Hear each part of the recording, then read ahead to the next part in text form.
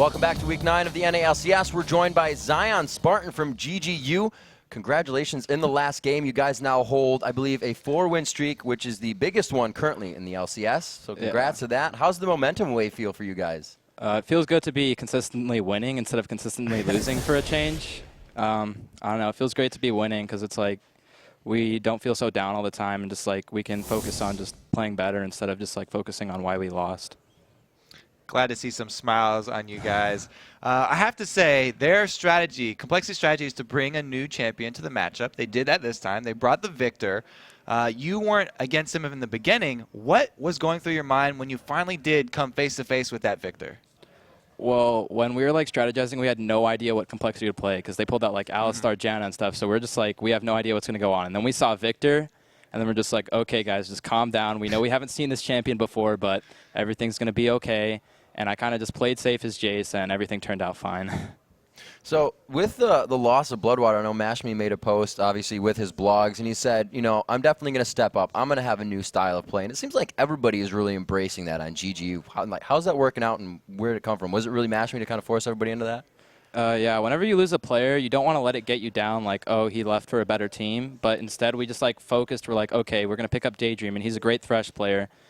We all like stayed motivated, and then we just like kept winning. And I don't know, we believe Daydream kind of meshed better with our team, even though Bloodwater's a great player, and we all respect him. Okay. So everyone was expecting Complexity to come with something new. You had Daydream come out with the support LeBlanc. What went into that decision? Daydream was just like, I want to play LeBlanc, and we're like, you what? And then we're like, okay, we could try it. And then it turned out it was really good because he was just like bursting down carries as a support player, and we're like, okay, this could be pretty good. Then we tried it a lot, and then we're just like, okay, let's use this. And against Complexity, we found it was the best situation to use LeBlanc, so we picked it up, and it worked out really well. What do you think it is about daydreaming that gives you guys so much confidence to allow him to do things like that? Because having confidence in your team is a huge factor going in and out of fights, initiating. We kind of just like let a player play what they're best at, because when they're in their zone, they do what they do best. And Daydreamin said he wanted to play LeBlanc, so we just trusted his like judgment, and when he played LeBlanc, he just played extremely well, and it was good to trust him. That's amazing teamwork. Yeah. So you guys also switched it up. You kind of went with that strategy that Dignitas have popularized with the AD and support middle. Did you guys plan on doing that before you saw the Victor, or was that in reaction to the new Victor pick that kind of upset you?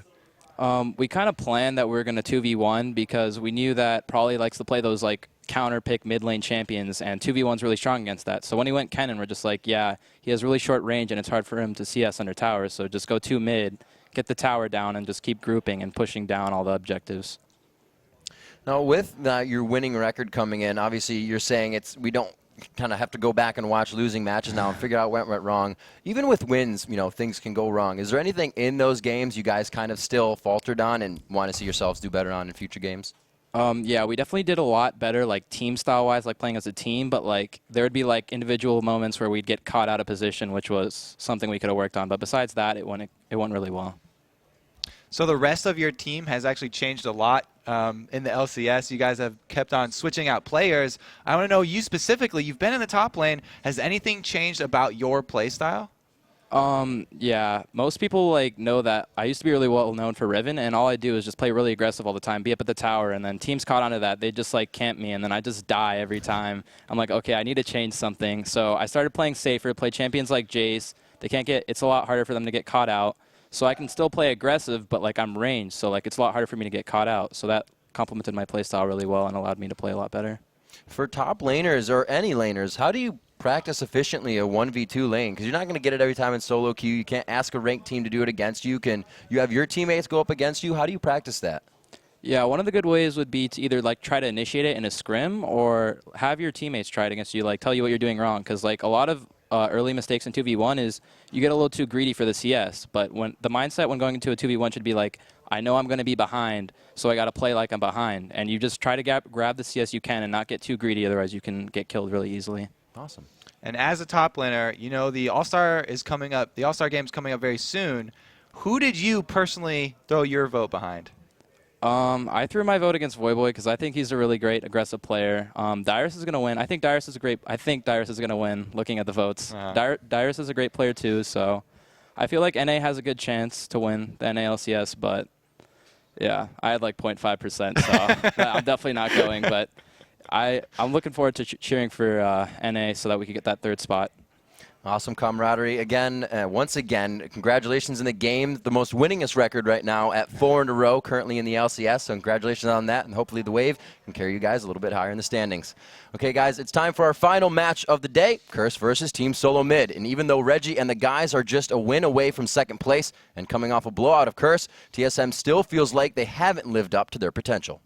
I don't think we could ever predicted what would happen. Initially, I thought that we were going to dominate LCS, but we fell short and we're in 3rd place. Somewhere along the line, adapting to the meta, how serious we are at the game, a lot has changed.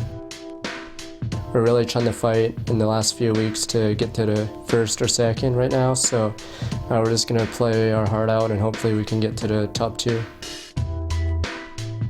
I don't think we've ever had more bad publicity or more hate or drama than this past few weeks. When people flame me on Reddit and everything, it really gets old. Like, people usually blame me for everything, so I'm used to it. We sort of expected it. We just have to cope with it and hopefully prove them wrong and show that Wild Turtle was a good addition to our team.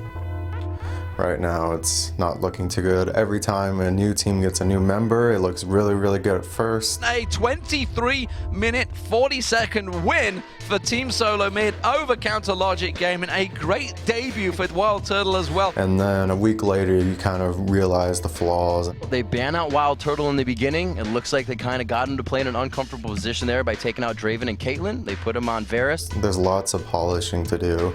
And with Chaos gone, there's a lot of like missing areas for calls. Right now I'm very comfortable on the team, but in terms of playing, I don't know what to be doing most of the times because I'm new to the team. So I'm just playing and listening for calls, but the calls have been bad recently. We're having a really rough time in game, talking and figuring out what we need to do. And that's probably the most important thing because it's a team game after all. It feels like as if sometimes Reginald just forgets how to make calls or forgets when to make calls. We just don't communicate when to do what or ahead of time. It's usually on the fly right now. When there's only like 1 or 2 people talking during the game, it's really, really like uncertain. Usually he would say something and we immediately go. But when he stops saying stuff, when he stops making calls, people just run around like headless chickens, and that's kind of the problem. For Reggie here, but the jump may have not been enough. He flashes for the double. We know the pressure's on right now because there's so few weeks remaining, so few games that we just must win. Because basically for, top 2, it's either your top 2 or your last. Everyone's really, really scared of losing because if you lose in the relegation, basically you have a 9-month vacation and life will not be good. So considering how good the teams have improved since the first few weeks, it's almost anyone's game right now. Our team has messed so much, we can't afford to lose. If we lose, we're just done as pro gamers. It's just that simple. TSM wants to win. We want to win playoffs, we want to win worlds. And if we can't even beat the NA, then how are we going to beat the world? I want to make worlds and I want to be a very big contender, but at the moment, we're not really in the state to do that. I don't know. I honestly have no clue how we're going to get out of it. I think it's just going to take lots of time, effort, dedication. We have to just grit our teeth and get through this obstacle. We can do better. And for fans, they mean everything to us, and we really got to get on that. These two teams fought it out in an epic bout last week, and while Wild Turtle and TSM crew played an incredible game, killing Cop 6 times, a lot of their success can be tracked back to the Champ Select.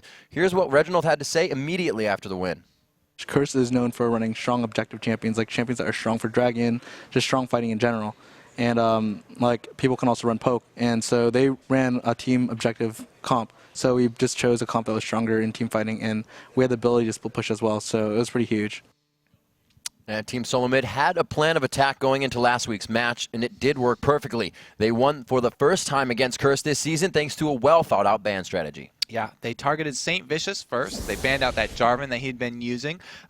He went 7-7 and 39 in 2 games versus TSM, so they banned it out in the 3rd game. They also banned out that Misfortune in the 3rd game, which everybody knows is Cop's favorite champion. He's got a 15.5 KDA, and he's won 8 out of the 9 times that he's gotten Misfortune. He knows it, too. Everybody knows it. He's like, how long are people going to keep giving me Misfortune? No longer. No longer. Team Solo Mid's team comp strategy was just as important as the bans going into the match as well, though. They definitely picked a very strong global comp. They talked about it before. It was back in the Season 2 days. They had a lot of synergy between the champions too, though, because it was a Shen and Nocturne especially. You can stand united on top of that Shen, and then, or on top of the Nocturne, and he'll get to the back lines. Then we've got Reggie playing as Karthus for the first time of the season. He went 5-2-8 on that. Very respectable play by him, and more global presence added. A lot of Karthus being seen, kind of like the bandwagon champions, just cycling in, cycling out. But before we get to today's bans and champs, let's take a look at the starting lineups. In the blue corner, it's Curse. Voy Boy in the top lane, St. Vicious in the jungle, Nijaki at mid, and Cop and Elements on AD and support. And on the red team, it's TSM. We've got Dyrus up top, the odd one in the jungle, Reginald at mid, Wild Turtle on AD, and X Special supporting. And this game's top lane is our featured matchup of the day. It's Curse's Voy Boy versus Team Solo Mid's Dyrus, and we kind of had this a little bit in the previous week. Matchup. And perfect it example. looks like Dyrus is down for the count already. That is classic Dyrus right there. Oh, I'm so glad. Voy Boy, with his aggressive style, just matches up. It matches up really well with Dyrus, because Dyrus is a laid-back style. Yeah, exactly. He's asleep basically half the time. He's very consistent in top lane. He doesn't make those spectacular plays that Voy Boy can play, but he doesn't have those spectacular deaths either. Yeah. The KDA actually very close between the two. We've got 4.43 for Voy Boy and 4.84 for Dyrus. These two also are the top 2 in the All-Star votes right now. All right, so now let's take a look at who you think will win this match. According to lolesports.com, 55% of you guys think Team Solo Mid is going to come out on top. Pretty Let's close remember right there. earlier in the other matches, I think Dig had 90% in the game that they lost. So I don't know about that voting today. I think Miles and Mice may be on the fritz. Well, this one is really close. Yeah, So for sure. either way, we can give them a little leeway, say you guys almost got it. Right. Absolutely. So we'll be into this game quite soon, like we said. It's going to be Dyrus and Voy Boy in that top lane. And before the match stuff last time, I was like, Gobi, this might sway the votes. And they really had a super consistent game, and it wouldn't have put the votes either way. Dyrus was able to hold on to it. We're into Champion Select, and Team Solo Mid was good in the picks and bans against Curse last time. Let's see if we can do it Instant again. Shen ban going right after those globals for TSM. They want to get them off the board. Karthus following that back up. They might even ban out the 3rd one, the Nocturne. That wasn't as crucial to their whole overall strategy. So this 3rd ban, a little bit more up in the air, might not go for one of those globals. The Volibear and Jarvan bans both really aimed at St. Vicious. They Team feel Solo like jungle hate. St. Vicious has just been playing those over and over again, and they want to see what else he's got. Absolutely. Team Solo Mid, one last ban. Watch him say Shinzao. Ban it out. Do it. We could see the Nocturne. Saint could be on Nocturne. He could be on his Flash Udyr from back in the day. There's still quite a bit open for him to be a menace in the jungle. I think the remade Udyr is really, really powerful. I'm surprised that not a lot of people have picked it up. The Lulu for the last ban here from Curse is very interesting. This is a throwaway ban, that brand. Nobody expects Curse to pick brand. That is a complete throwaway ban. They're looking to pick up 2 high priority picks here. When you do your last ban as a throwaway, you give the first pick to the other team. You know that they can get the highest priority, basically. You think that both teams know what they want, and you want to grab 2 of those champions. Nasa's definitely up there, as well as Misfortune. 2 counter picks. So this is a way to really kind of game the system, turn it on its head. Even if your second pick, you use that last ban to grab 2 targets for yourself. And they really just eject those champions or take them out. That is going to be Curse's objectives. Curse is trying to take down the dragon, these turrets. It'll probably be Cop on Caitlyn. If anything, his game on Kog'Maw was not very good. But as it stands, we have Saint and Nijaki to lock in here. Nijaki does have a game on Kha'Zix. We'll have to see if he chooses that. This is interesting that TSM, since they thought Curse would ban out their global strategy they used last time, they planned on using Curse's champions against them. And we'll see if Curse know themselves well enough to have a counter strategy for their own playstyle. Cop picking up Varus for this matchup.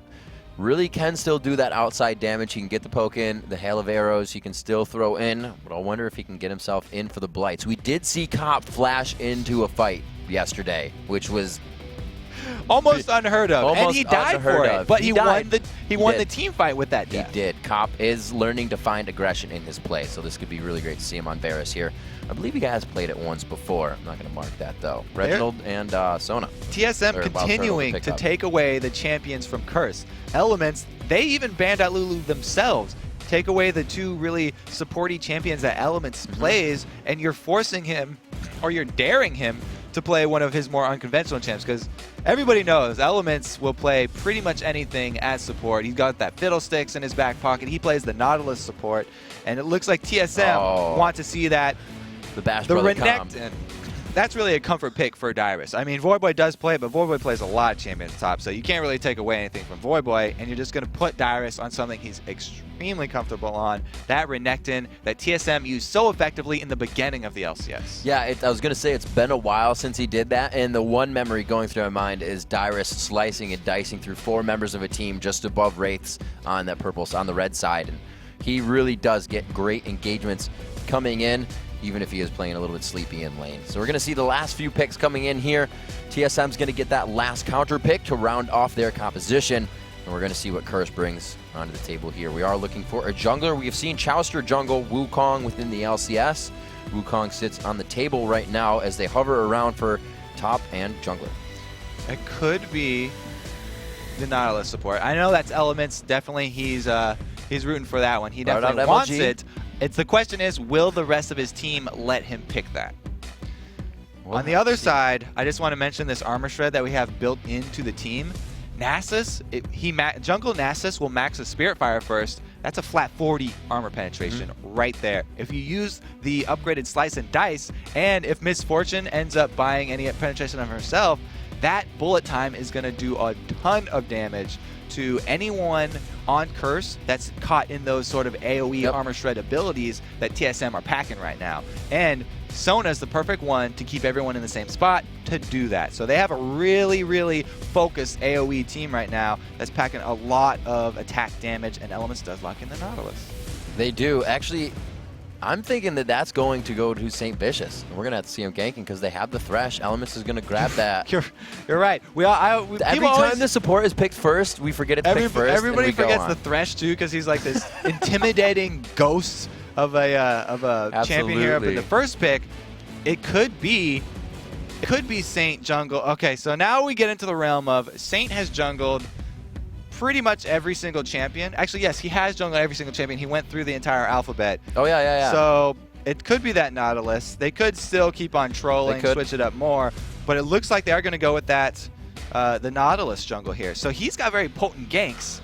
His early clear and his early 1v1 skirmish are definitely lacking, though. So we'll have to see if TSM can actually use some aggression. I'm really interested to see how St. Vicious plays this, because Nautilus is, with anybody that kind of has a hook from the jungle, which wouldn't be too many others. But you really have to not predict, but see where the minion waves are. A minion wave can completely thwart your gank if that's all they need to hide behind coming in. So he's going to have to time these coming in, more lane ganks than coming from river ganks from Nautilus. It's going to be interesting to see how they play this. Nautilus really needs boots of mobility too to pull off ganks, because he is one of the slowest champions. He even has that space Nautilus skin where he floats. He seems like he's in slow motion compared to the rest of the game. So movement speed, definitely one of his weaknesses as well. That's to be expected though. Carrying around that giant anchor, that thing is not light. It's fantastic, though. I'm like I said, I'm excited to see how he utilizes it, how he gets himself around the jungle, how much he anchor tosses his terrain to get himself to it. If you want to add a few more S's there to make it sound spicy. And as we get into this game, it's going to be our last one of the day. A lot of people looking forward to this, Curse versus Team Solo Mid, as we end out Week 9, an amazing week of games, adding in the bonus coverage of the promotion qualifier.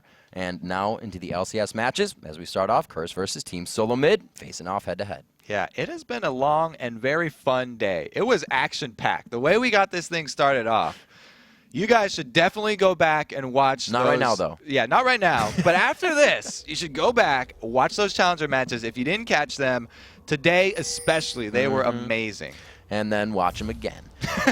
So we see Curse on that blue side. Let me hear you for Curse. Jackie just used his teleport to the mid. Jackie's going with the, oh my goodness, I love this from Curse right now. They're rushing to get that ward up. They don't want to have one of those level 1 invades go bad. Jackie just used his teleport to get that ward off. Let's see what he has on that 270-second cooldown. So I don't know if he's running that mastery, but he did get the teleport, like you said. And he's probably going to have that up in necessary time to really make an effect on any other lane or get back to his if he wants. Curse now setting up on the side. They have not warded to make sure they don't get invaded.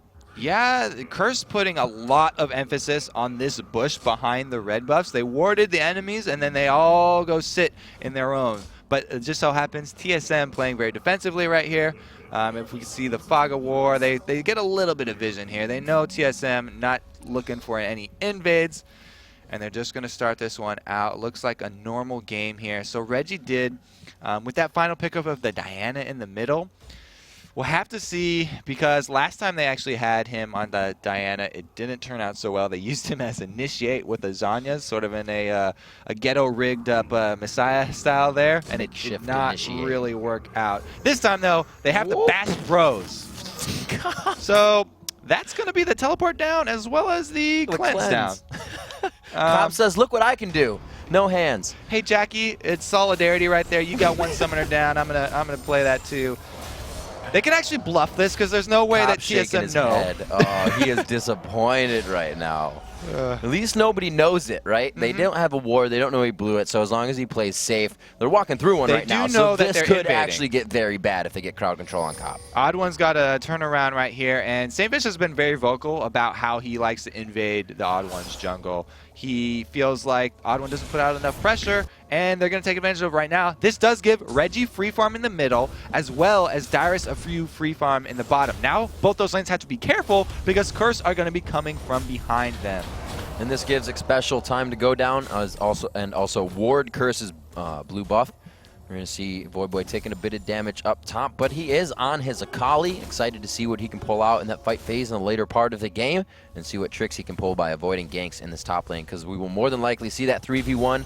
If the turrets go down, Curse could have an early dragon, and we'll see if they can push that advantage if it gets there. Perfectly timed ward by Voy Boy. He put the defensive ward on the ramp up to the blue, and it sees out the entire invade from TSM. All three men coming in here. They sent their AD and support middle, so Element's coming over to defend this, as well as St. Vicious also converging. A pink ward goes down by the blue, so they know that there's no vision for Curse, but they still decide to back out. Voy Boy, this is a big pinch here. They grab the Odd One. They're going to be forced to go back in just for a few bits of damage. Curse on the outside, still pegging in damage, but everybody's pretty much melee, and they can't get it in.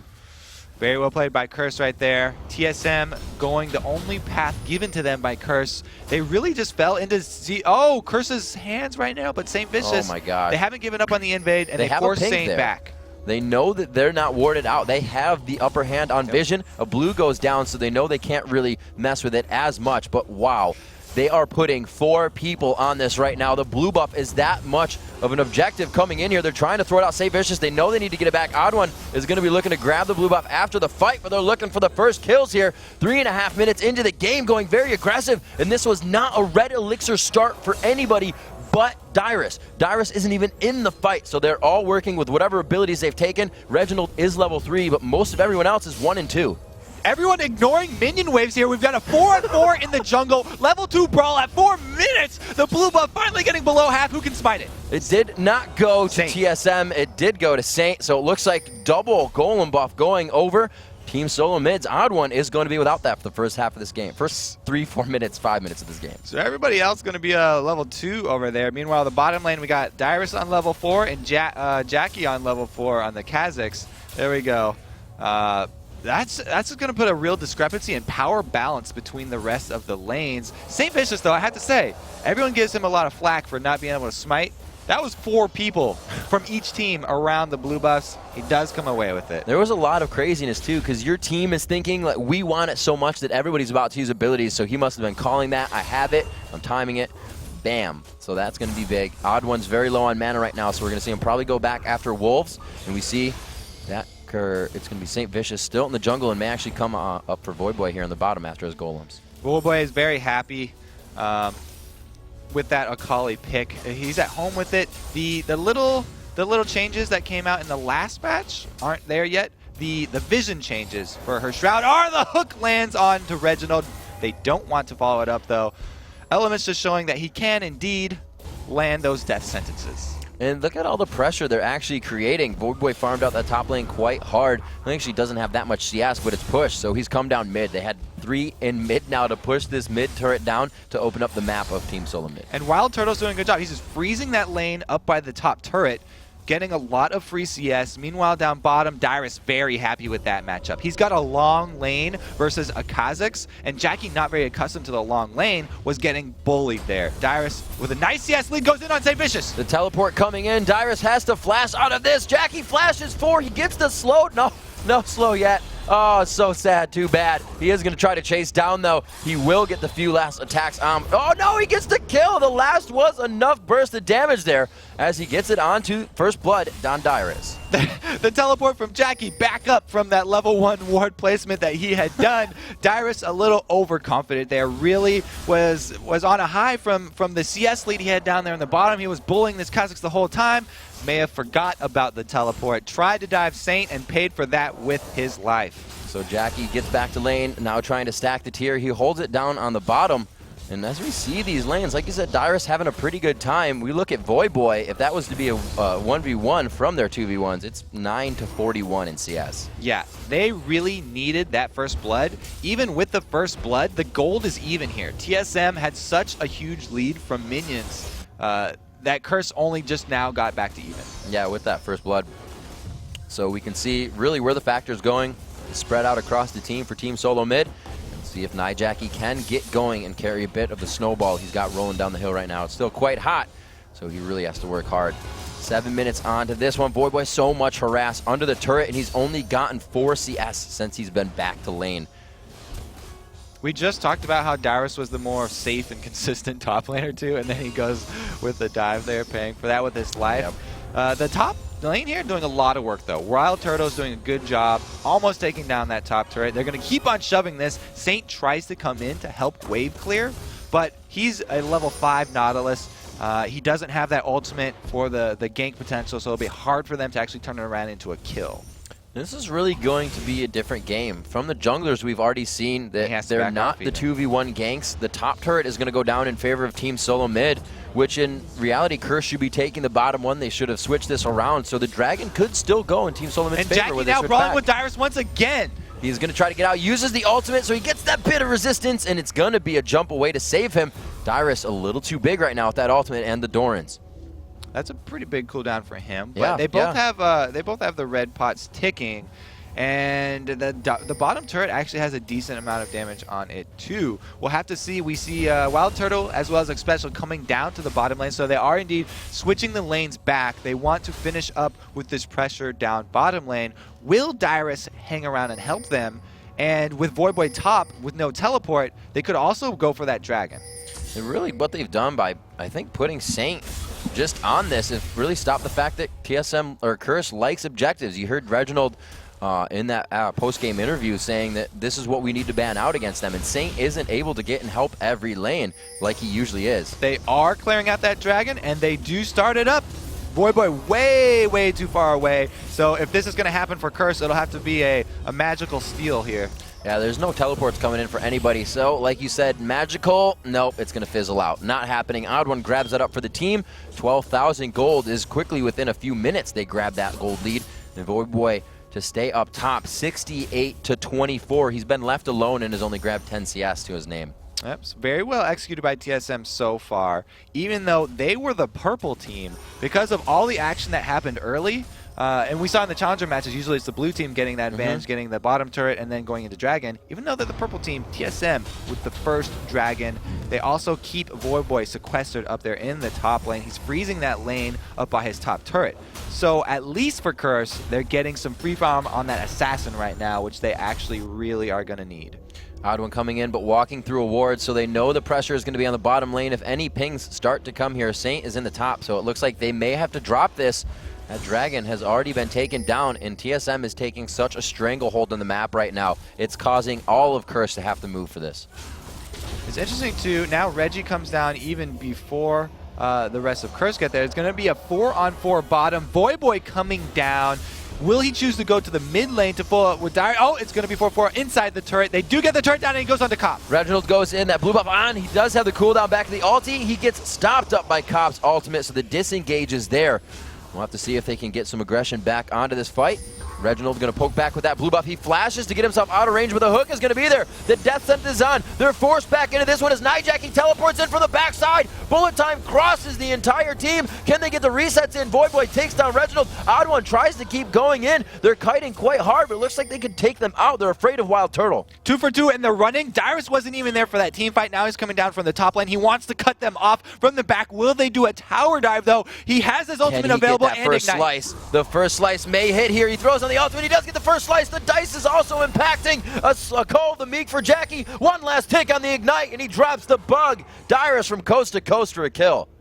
He finally does come down. It was a well-played team fight there from TSM. You saw the power of the AoE. That bullet time just devastated all of Curse. Curse were chasing, trying to get in there because they knew they had the number advantage because they saw Dyrus still middle, but it actually sort of baited themselves. TSM come out ahead, and they pull that red buff on their way out with the counter jungle.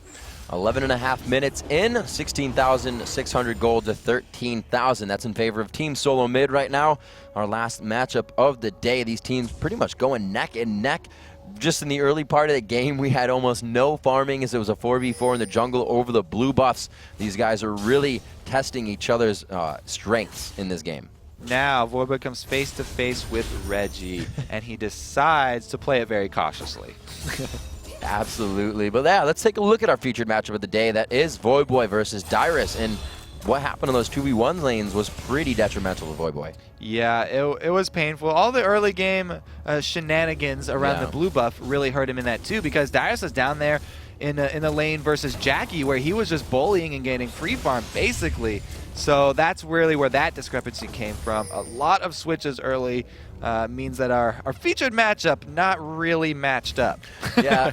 They really did outplay the game. It was kind of seeing the first game where they took the towers down to the inhibitor so fast it kind of made the AD carries nullified and the impact they had. And they kind of did that to Voy Boy by, like you said, walking around. He has just been away from that experience. And I like the fact that TSM did that, right? We said in the pregame, they did it from the pregame phase. Picks and bans were where they started their strategy, and it's been working the whole time. Let's take Dyrus, put him bottom and farm. If we focus on their blue, Voy Boy has to help. They've thought of this stuff ahead of time. TSM definitely put a lot of thought into their pregame. We saw in the video that they were worried about the shot calling from Reggie. Sometimes he gets a little quiet if he's under pressure. It definitely looks like this game he's been on point, and he has been focused on making those shot calls. So they may have patched that up. The hook barely missing the odd one. So we have a minute 30 seconds here. It's going to be a lot of poke back and forth. An all-in would be very surprising until that dragon comes up, because somebody wants to get a definitive push on the advantage. At 13 minutes, eyes on the middle first turret here for Team Solo Mid. Curse really just trying to fend off TSM for as long as they can, because they have Voy Boy split on the side here, getting some farm. Now he's coming over, so they might want to turn it around under the turret. Ooh, he misses the anchor toss, but he'll get that back up quite soon. It's going to be going in. The box is down. Elements get shredded out. Wild Turtle using the bullet time perfectly, but he also gets bumped around. A lot of TSM is doing well, just staying out of turret aggro. Voy Boy coming, trying to go back in. He jumps to Dyrus. Can Dyrus get another slice and dice? He just goes for the auto attacks, and it's going to be a triple kill for Wild Turtle, and he stood in the middle of that fight. Again, the AoE comp that TSM have borrowed from Curse really paying off right there. Dyrus went diving by himself. On the turnaround, we just say, oh, Voy Boy, you're going to run into the alligator there. He cut your head off there. Rewarded with a turret as well. Another win for TSM, and they get out with just slivers. They were able to take down 2, so it's a little bit of gold going in favor of Curse. I don't think we saw any shutdowns going in favor of Curse, so they're only getting a bit of that. The Bilgewater Cutlass coming in as they're looking for that Hextech Gunblade onto Voy Boy. Keep himself sustained up in that lane, and then he'll start to probably build himself some defense. Dyrus already with 114 armor, finishing up that Sunfire Cape. A lot of Renektons rushing for that one. Now, it looks like they might even feed him red buff as Reggie takes the blue by himself. I'm going to go ahead and take a quick look at... Okay, he has 1,600 gold. Let's take a look at the 80 carries, though, because 1,600 gold is going to buy you a BF sword to the Bloodthirster Last Whisper of Wild Turtle right now. Yeah, Wild Turtle definitely sitting pretty there. 4 kills, plus he's got higher CS. And they're going to go for this dragon. As they send Jackie top, the teleport is up for this bug to come down if they decide to go in here, but no other members of Curse are close. So that's going to be even more gold going in the favor of TSM. Hopefully Jackie actually has the time to take this. Cop is going to head to that top lane, and Jackie may not have the damage to get this. So thwarted there as Curse tries to give themselves some advantages. Curse or TSM doing everything they can to stop that. Wild Turtle definitely going to fight Jackie under the turret. The Void Spikes already went out, so there's not much Jackie can still offer. He uses the ultimate into the bush. He did actually lose his strut there on the attack because he got spiked, so he was able to get away. Jackie playing it safe, but it was only going to be a few more shots for Wild Turtle to get that kill, so we can see just how scaled above the rest of Curse he is right now. Maybe if he fought against Voy Boy, it could be somewhat of a challenge, but I think it's still going Wild Turtle's favor right now.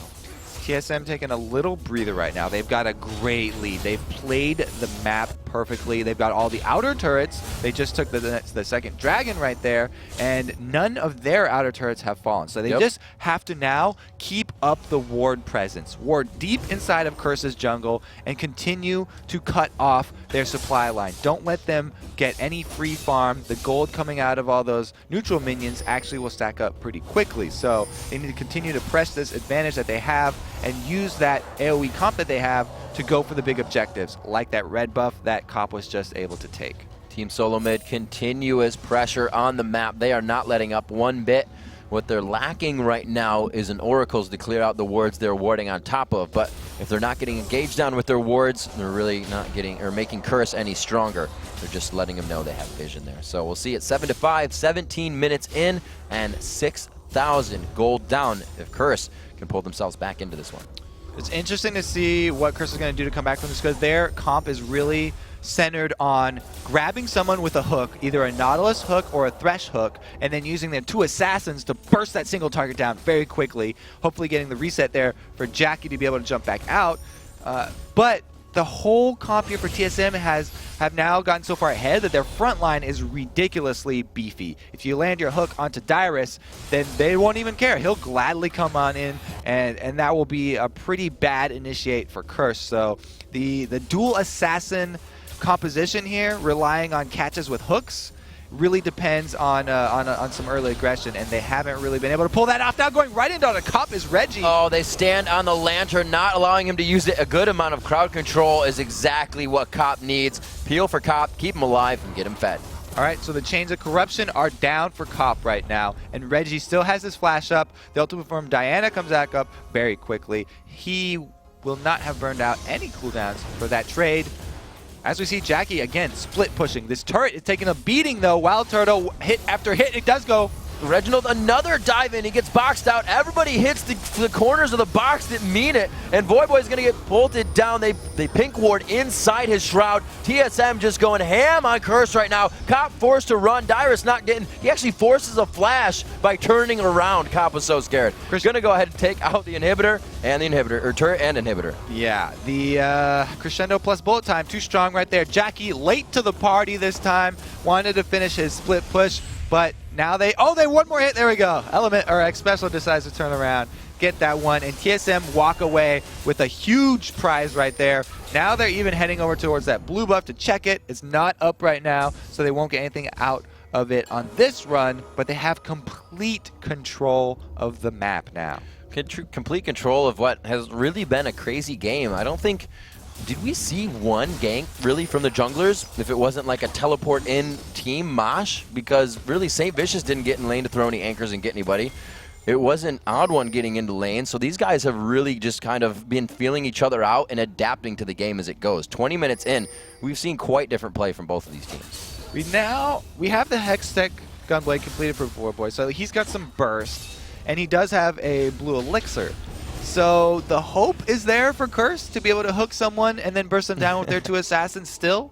They're kind of banking on that one, though. TSM, really all they have to do is stay moving as a cohesive unit, keep the team together, not spread out too much, and they can win any team fight that they decide to go for at this point. They just have to not get caught out. As I say this, they're splitting up. We got the Bash Bros top, as well as 3 people trying to defend middle. Yeah, they really don't have their siege clear champions middle whatsoever. Diane on the backside here of MF, she's going to be able to get a good make it rain down, but they could probably get some good poke on that turret if they wanted to. Here comes the odd one heading down, pulling sort of a pincer movement. They might try and flank, but there's a good ward, a lot of good ward coverage here for Curse. They won't get caught out. They know that the Baron is a hot point right now. It still does a lot of damage. This is only 20 minutes into the game. Even though TSM are really far ahead, Baron is okay, they are going to go for it. There goes the Nasus ultimate. This is definitely different from Team Solo Mid. Both of these teams know how dangerous it is to focus on an objective this early in the game. The words are coming back out. They say, let's go right on it. They put the depth charge on to Wild Turtle, but it's not going to be enough if the rest of them can't dive. There's a crescendo to go right across. Team Solo Mid's health bars are winning this fight over abilities right now even. Elements looks to run away here. They will lock and shut him down. The Wither comes out. It's going to be Jackie running straight up. They'll probably pick up the Baron. If not, they're going to charge down to an inhibitor. St. Vicious trying to get in there onto Wild Turtle. They hope that all the assassins plus the front line could get in, burst down the AD carry, but bullet time goes off. Everybody takes a lot of AoE damage, and then they just get cleaned up. TSM gonna take the Baron off the back of this one. Jackie's nowhere near to steal it. Neither is St. Vicious or Voy Boy. You know, it's funny, I said they could have taken an inhibitor, but the spawn times are still about 20 seconds. It's still that early in the game that they're taking this Baron, and they're actually having a little bit of trouble. It seems like he's almost healing, but he's not. He's dead. We don't have any home guard boots coming out from Curse because 3 of their members still at level 1 boots. Don't even have the option to upgrade those Voy Boy's yet. usually the first to grab that too. Pretty poor right now, each member of Curse. TSM just completely wrecking this. Huge gold lead for only 21 minutes. Plus now they have the Baron buff. They just went back to finish their items. Look at the Aegis of the Legion on top of that Locket of the Iron Solari. And Reggie with the all-important Sonya's Hourglass, going to help him a lot. He's a lot like that Pobelter playstyle where he gets in the middle, and helping. That's going to be guaranteeing him another 2.5 seconds on the map. All right, see what 2.5 seconds provide for them, because Lee is that game of seconds. And it's also a game of dragons here for Team Solo Mid in Game 4 of the day of your LCS matches. Another one going in their favor in a 13,000 gold lead. It's actually about 12,000 since they just hit 26, but still it's enough to make really a huge impact. A lot of members on TSLs in a 2v1 situation right now. Jackie trying to split push still. Curse are not giving up. They want to play to the strengths that they do possibly still have left. Actually, he's just going to recall now. Doesn't even want to wait for the teleport, as the TSM are not waiting around either. They've got a minion wave on this bottom turret. They slowly pushing. Where is Wild Turtle? He's hanging off to the side. You can see X-Special hugging him. They are running hip and hip. Reginald putting himself in the front with the odd one and Dyrus. Great positioning here as they enter into this fight. And Elements looking to land that hook and start the fight. We actually saw Atomic flash box to start a fight that won them the game earlier. We'll have to see if they can do it once again. Really, all TSM have to worry about now is a hook landing on X-Special or Wild Turtle. Even if they're able to hook Reggie, he does have that Zanya's, and he'll be able to go invulnerable. Oddwin and Dyrus definitely not afraid of it. They can pop their ultimates. One poke is all they really need on the turret for each minion wave, though, because the middle inhibitor's down. The waves are slowly pushing in TSM's favor. There's a hook onto X-Special, but nobody's in place. That was very Elements-esque. He loves to put himself up for, you know, the kill there, and then he'll get out sneakily every time. Reginald trying to go in with that slash, but he does not get it to connect. They're still working those blue buffs. The toss from Sentence is down. They're going to find a little bit of safety in this as they wither Cop as well. They're really pushing their advantages here to take out all the damage. Right onto Wild Turtle. He gets locked down. Everybody to the back line, but their crescendo comes out. Wild Turtle is somehow still alive with half HP. The Baron is just helping them regen. They crush the fight. The GGs are coming out from Curse. The inhibitor goes down, and they look to take down the Nexus turrets. Completely beasted with that AoE comp there, beating on the Nexus turrets. And Wild Turtle, he shot his bullet time off the side of the screen just to kill off those 2 assassins that had dove him. That was an absolutely amazing game, and if you really want to see how to peel for your AD carry, that last fight was amazing. An amazing job at it right there. Special, I believe, is the top support in the All-Star voting right now. So wouldn't be too bad for North America if he does actually get the spot. So a great game here. You can see Curse a little destroyed. TSM got up instantly. That win, you know, the ease of that win, even though Curse not an easy team to beat, is something that probably has shocked TSM right now. TSM, they're very happy with the work that they put in. They all said, we need to buckle down, grit our teeth, practice, and prepare. They have to prepare above all else because they just talked about how they're running around in the game not knowing what to do next. That's the worst thing in competitive League of Legends. They looked very decisive this game. They had all the objectives planned out. Even 20 minutes down the line, I'm very proud. They planned out very late into the game as well. So a well-deserved win. They're really playing these absolutely strategically, as much strategic as a chess game. It's been a while since we've seen a team able to come in with picks and bans that could throw a team off like Curse, right? They did so much homework that they gave St. Vicious a hard time, one of the junglers in the LCS that has the most hands in First Blood for his team, one of the most aggressive, and it looked like he couldn't do anything this game because he was not in his comfort zone. They went right at Saint. Not only did they use 2 bans on him, but they went to contest that blue buff for a good 2 minutes around there with 4 people. That really caught everybody off guard. Yep. Talking about people taking people out of their comfort zone, bringing a new champion is nothing compared to having a 2-minute tussle over blue buff there. So everybody going back late. And on Nautilus, he's very weak early, so it was hard for him to come back in that jungle. Absolutely. So after the break, we'll have a Reginald and a special interview from the victorious TSM, and then we'll see where the teams stand heading into the final week of the season. Don't go AFK. We'll be right back.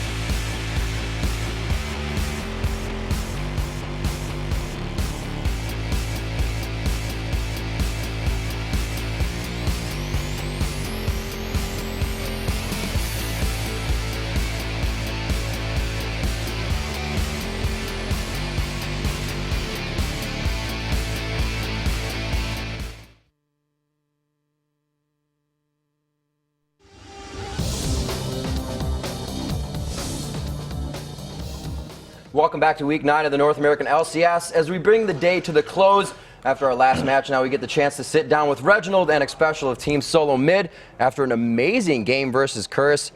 You guys came out in Champion Select like this was a chess game. Where did you guys do your homework, and why was it the focus on Saint? So generally, Saint picks Draven and Voy Boy all the time, so we just decided to ban those because they're very aggressive junglers. And like I hate playing against them because like when Saint plays Draven, right, he always like level 2 ganks me or something, and it really upsets me. So we just banned it because he's good at Draven. And then Voy Boy, we just banned it because he's been playing it a lot. And then for picks, we've been doing a lot more studying and prep work, and we built out like a spreadsheet where we would go through certain comps and decide to use each one. So it's been a lot more organized now. In the interview, a lot of the team had said that sometimes you would shut down in the game. What have you done to, bolster yourself and be more confident in, down situations? So, like, one of the biggest things is, like, I usually shut down when my team doesn't listen to me because I'm the shot caller, right? And, like, I would lose a lot of my morale if, like, people weren't listening. So, a lot of times I would voice my opinion now. Like, I would tell them, like, you're not listening to me, and this is really bad because if you're not listening to me, we're going to lose. And I play really badly when you don't listen. And it's getting a lot better because it's serious business. I mean, this is our job and our livelihood. So we've gotten a lot better at that, and we've been working on it ever since. Well, the calls definitely seem to lead to a lot of awesome craziness in the early part of the game. Xpecial, coming down with an early ward, you were pretty much going to place it blue. Did you think that would lead to a 4v4 in the jungle for the next 30, 40 seconds? We had so many wards at level 1, and the moment we saw them entering into our blue, I actually messed up. I should have helped Odd1 with his red. Instead, I went top lane, but in the end, it worked out because it was something, the invade was something that TSM used to do, and we knew the flaws of it, which was if top lane starts pushing out, which eventually did, it can get zoned forever. And that's why you see Voy Boy being so behind early on. He had to go mid and didn't really do anything. And that was one of the flaws we saw, and the one that we abused really, really well. And, in the European LCS, I should say, Alex Isha said that Gambit doesn't like to ban junglers. But this was your sole focus of the game. Why? Knowing Saint could still play other junglers. I think it's just a target ban, mainly because we didn't have any other champions in mind, and we weren't afraid of any other champions. Like, I really don't like aggressive junglers, and we kind of put him on to more support jungler like Nautilus, where he's very utility based, and it made it a lot more comfortable playing against that. So with the advantage that you guys seem to have gained out of Champion Select, since it really seems to be your forte now, have you kind of found a new advantage to gain of how much you can just throw a team out of their comfort zone here? Definitely. When champions are playing on the comfort champion, they usually play a lot better. Mainly for us, like, we've been using our bans to target ban a lot more because we've gotten a lot more comfortable with a certain amount of comps, and we've been practicing a lot, like a much bigger champion pool. Like before, we'd only play like 1 or 2 comps. Now we're getting a lot more comfortable with playing like 3 to 5 comps, and it's very helpful because now we're a lot more versatile. We can bring in a bunch of comps that people don't usually play against or prep for. Right on. And Xpecial, we heard Wild Turtle in, your pregame interview with you guys talking about, the condition of Team Solo Mid right now. He says that he kind of, at points, doesn't know what to do. What are you guys doing to aid him in that situation and really mitigate facts where he's kind of lost? So with Chaos before, he was pretty much a second shot caller. He would be like a assistant shot caller in a way. So when Reginald is not making a call, he would step up and do that. And without Chaos, that left a void, and there was some confusion for a while. But then one thing that I started to do is I kind of took over that role. Whenever Reginald does not make a very specific call or doesn't make a call, then I would step up and offer a call. And oftentimes Turtle would immediately listen to me, and usually things work out well. And so it's really just us synergizing really, really well now, and everybody communicating and just talking, and more importantly, we're understanding the game even more, and we're sharing it with the rest of the team, and it's extremely helpful as people actually know what to do. So by me telling Wild Turtle what to do, it helps Reginald have a better transition for his calls. Right on. And the brand ban coming in the last game, what are the thoughts on that? Brand ban, so we honestly didn't really care of what we needed to ban. At that point, we're just like, all right, we're going to ban these 2 junglers, and it doesn't really matter what else we ban because we weren't afraid of any other champions. And we were just really surprised with that Nautilus pick. I was like, what? I'm like, are they going to pull out some crazy, I was so confused. And then Like we've seen like Elements use support Nautilus, right? So first thing that came to mind was like support Nautilus, and then it was like in the jungle. So we were a bit confused, and we're surprised that they sent 2 middle. And their strategy was just to take our blue and defend theirs, which they ended up getting blue. They just lost a lot more. All right, well, guys, thanks for taking the time to talk with us after the match. Reginald and Special picking up a win over Curse, having amazing matches all day. Quantic able to take the Summer Promotion Qualifier Finals today over Curse Academy as well. We've got a little bit more for you as we review some matches. Freak's going to be over on the Telestrator to give you the lowdown. Hey, thanks very much, Riv. And I wanted to take you through 2 plays here from Curse versus Team Solo Mid. So Curse's composition, basically, let's break down what they do. So they've got 2 assassins, right? They've got Akali, they've got Kha'Zix. They get resets on kills or assists, they keep jumping around, they wreak havoc. Look at the champions that Curse has. They have Elements on Thresh, they have St. Vicious on Nautilus, and Cop just off the screen, he's on Dyrus. Every single one of them can lock down an individual target, and they've chosen Reginald. Reginald knows this. Reginald knows that he's going to be being singled out first, and they want to break him down, and that he's going to be the one assassinated. So let's start the clip off and watch what he does. He's going to flash away and split from his team to make sure he is knocked up on his own, and they don't AoE him, and they turn around. Now pause right here, because look at this. Wild Turtle just found amazing positioning. He's bullet timing the entire Cop lineup. Elements just flashed out from what he thought was a perfect fight. He's going to get away, but he's going to drop to bullet time, actually. Voy Boy, St. Vicious, everyone's actually taking a whole bunch of damage. Really, only Nijaki down here is actually safe from that AoE. So you actually get 2 really easy kills here from TSM because of the area of effect. And you've got Assassins now trying to break down the backline of TSM. Let's roll the rest of the clip. You'll see some pretty good damage. Yeah, Elements goes down. You're going to see, one more guy fall. You can just see the burst that Voy Boy and Nijaki have. They pick up a double kill right there as TSM chases, but they get those 2 kills. Now, let's watch that in another way. Now that we actually have Dyrus participating a little bit more, but you've got a very similar composition, right? TSM is grouped up, they're an area of effect team, and Curse wants to find assassinations. Let's run the clip out and watch what happens. And watch Wild Turtle's positioning, right? They go in, he runs towards the back, turns, and here's the bullet time one more time, and we'll pause it again. Again, bullet time off the entire enemy team, and here come the assassins. Voy Boy is right up here onto Akali, and of course Kha'Zix, Nijaki, he's leaping in right there. Again, the assassins run into the back line, and TSM shreds everybody. But this time, there's one thing that's different, and that is Dyrus is playing Renekton, and no one is touching him, because assassins are so focused, they will not hit the front line, and Dyrus gets to run free. So you'll watch what Dyrus does to the back line while TSM's backline fights for itself. Let's play it out and watch what happens here. Dyrus just comes through. He's actually going to sit on Cop, and Cop will go down here. Jackie trades and Voy Boy trades. Yeah, they pick up a couple. Special actually saves Crescendo for the back line. For when Voy Boy dives in, they land the crowd control. He's going to go down after the flash, and they pick up a 4 for 2, I believe, in that battle overall. Special saving the Crescendo to just keep the back line alive. Dyrus left alone to kill off Cop. That's how you win team fights like TSM. Let's send it back to you guys at the desk.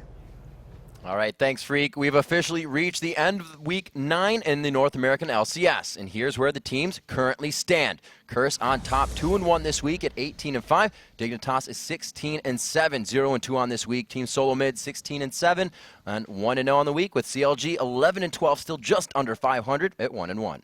Then we have GGU going 3-0 this week. First time for them. They are now at 5th place, above Marn, who's at 6th place, going 8-15, tied with that Vulcan at also 6th place. The 8-15 score there. Complexity leaving them at the bottom, 6-17. Yeah, they went 0-2 this week, but it is now time to pick this week's MVP. For helping his team go 3-0 this week in week 9, the MVP goes to Daydreaming from Good Game University. He has had such a huge impact on the entire team. He went 7, 10, and 29, which aren't that impressive stats, but KDA is not everything. GGU were struggling in multiple places after Bloodwater left, and he's really brought confidence to the entire team.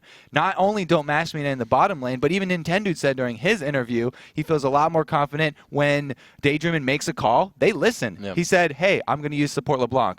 They let him use support Leblanc. Okay. It turned out really well. So overall, the whole team is playing just across the board, and it showed 3-0. Nobody really expected GGU to go 3-0 this week. Absolutely not. And actually, they hold the biggest record for current games on the LCS. So It's pretty big for them. Pretty big indeed. So that just wraps it up for us from here. But Week 9 continues with the European LCS on Saturday. It just never ends. Up first, it's Gambit taking on Dragonborns, followed by EG facing off against Fnatic. And you wouldn't want it to end. How could you? Ever. Then we've got Against All Authority battling against Gambit. And finally, it's the Giants versus the Dragonborns. It all starts Sunday at 9 a.m. Pacific, 6 p.m. Central European time. It starts Saturday, but it also goes on to Sunday. Saturday. And then next week here in North America, it's the final week of the NALCS regular season. We'll have 3 huge days of games kicking off on Wednesday with 6 big matches. We're going to have first Dignitas versus Complexity, followed by TSM taking on Marn. Then GGU looks to take another game from Complexity, and TSM faces off against CLG. Next, Curse battles GGU. And closing out the day, it's CLG versus Dignitas. It all starts next Wednesday at 1 p.m. Pacific, 10 p.m. Central European Time. And that's going to be it for today here in Week 9 at the LCS. I'm Riv on behalf of Kobe, Chat Freak, and the entire live broadcast crew. Thanks for watching.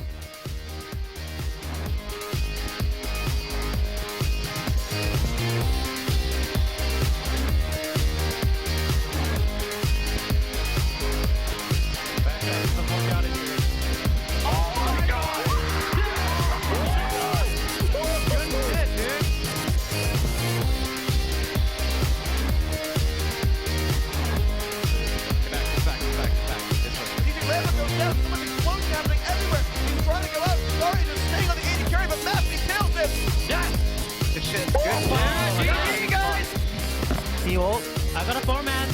Hey.